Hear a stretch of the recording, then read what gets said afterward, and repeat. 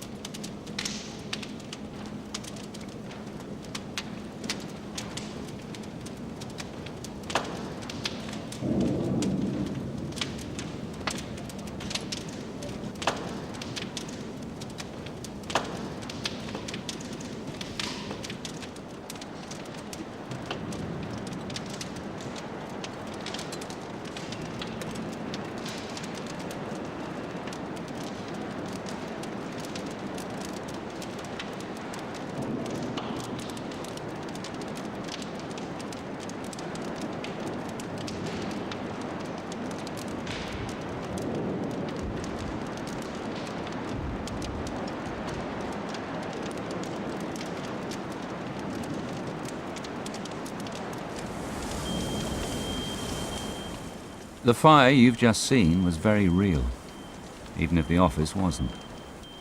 It involved materials which are typical of many offices. No special effects were used, and you saw everything in real time.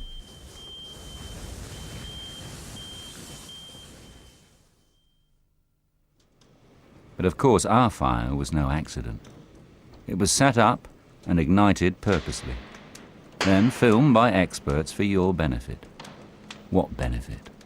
Well, normally at this point, we might be obliged to give a rather needless warning, such as, "Don't try this in your office," and it sometimes gets a laugh.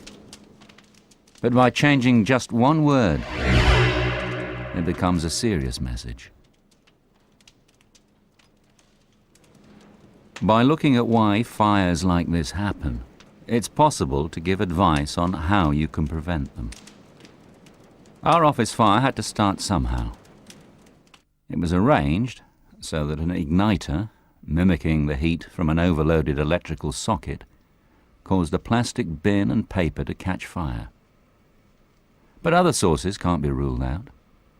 Damaged wiring, faulty appliances, a discarded burning cigarette, or even arson.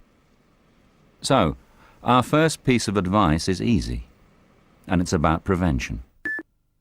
Don't use appliances with faults or damaged wiring. Don't overload sockets. Don't leave anything switched on unless you need it, and be careful with cigarettes, matches, and waste paper. A quick walk-around inspection at the end of each day would mean that most of these hazards could be spotted. You should also look for windows and doors left open. Every fire needs oxygen to keep going.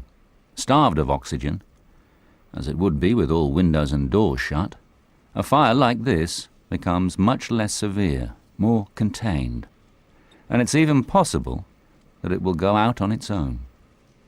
So, here's our next advice. Make sure windows and doors are shut when everyone's gone home. The people using our office haven't been too careful, as you can see. And after only 60 seconds from the first flame, a fire has taken hold.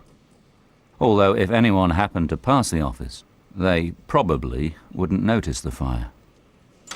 But there is rapid growth, and after only another 60 seconds, flames are reaching the ceiling.